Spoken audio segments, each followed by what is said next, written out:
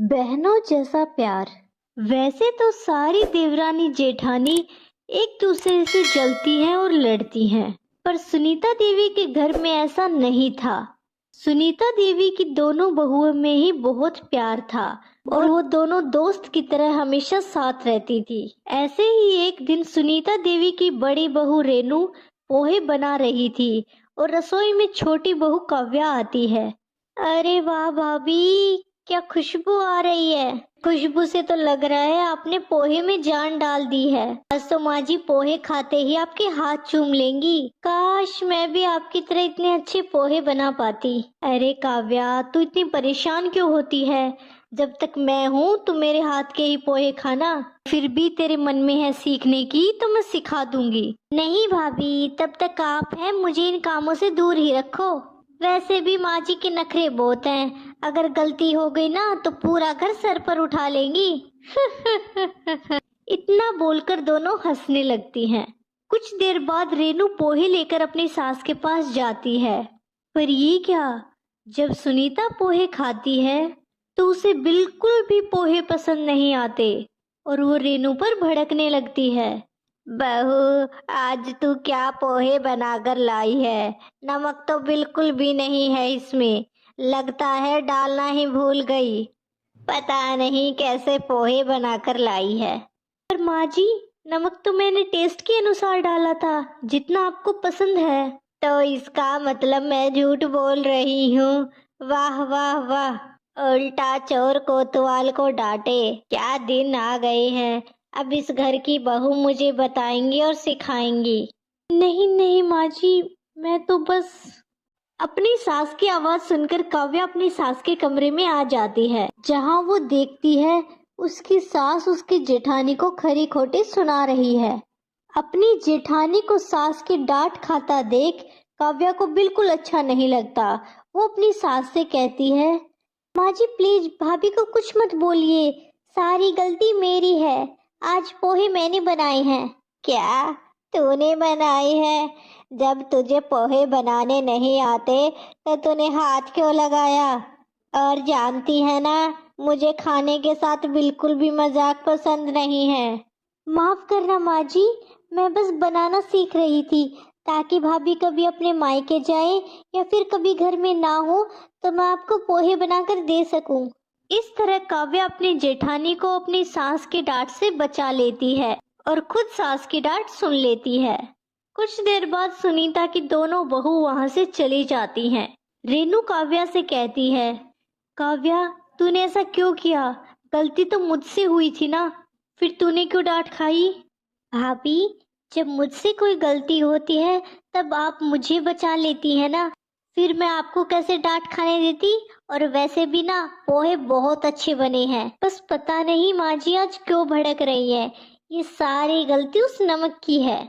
अच्छा छोड़, जो होना था वो हो गया, पर आगे से तू ऐसा नहीं करेगी, समझी? मुझे अच्छा नहीं लगता तुझे डांट खाता देख। रेनू काव्या के बीच में इतना ज्यादा प्यार था कि वो अक्सर एक दूसरे को बचा लेती, जब भी सुनीता देवी उनमें से एक को डांट रही होती। ऐसे ही कुछ दिन बीत जाते हैं। काव्या से रोटी जल जाती है। रोटी जलने की महक सुनीता देवी को आ जाती है। अब क्या, सुनीता देवी को खाने के साथ जरा भी कॉम्प्रोमाइज करना पसंद नहीं था। तुझसे एक काम नहीं होता, रसोई घर में एक रोटी का काम होता है, वो भी आज तूने जला दी। मुझे बता, ऐसा कौन सा काम है जो तू ठीक से करती है? नहीं नहीं माँ जी, काव्या की कोई गलती नहीं है।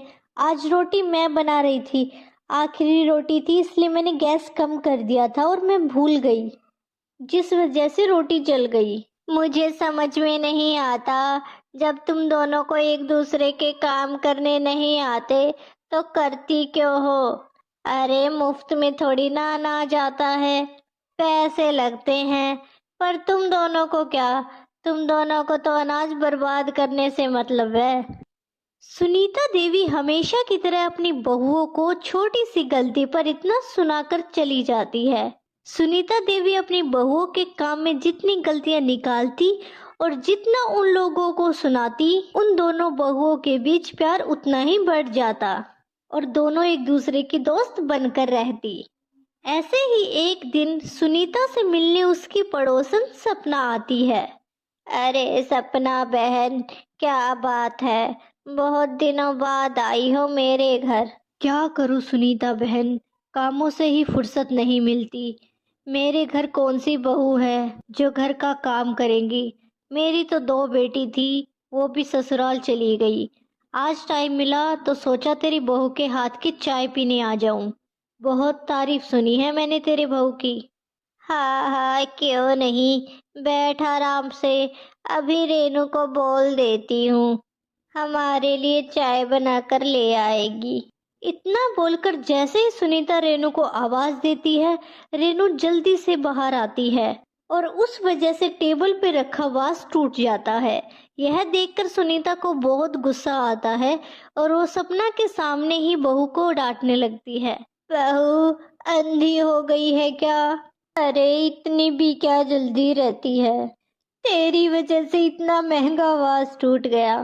जानती भी है, काव्या बहू ये वास अपने मायके से लेकर आई थी और उसे इससे कितना प्यार है, पता है ना तुझे।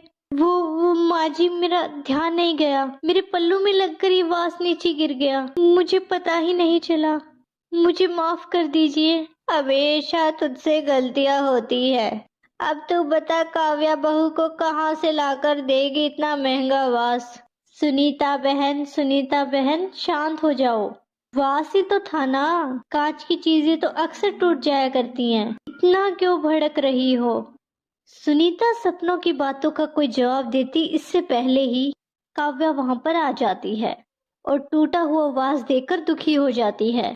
और वो ये देखती है कि उसकी जेठानी डांट खा रही है, तो वो मुस्कुराते हुए अपनी सास से कहती है, माँ जी शांत हो जाइए, वरना आपका बीपी बढ़ जाएगा।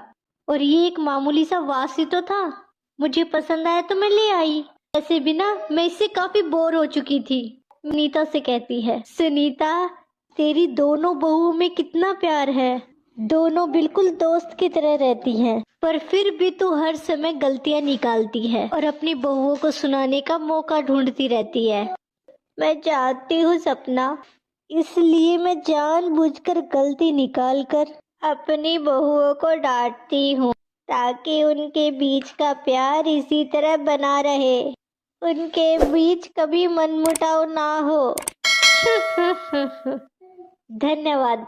कहानी अच्छी लगे तो चैनल को सब्सक्राइब करो और वीडियो को लाइक करें।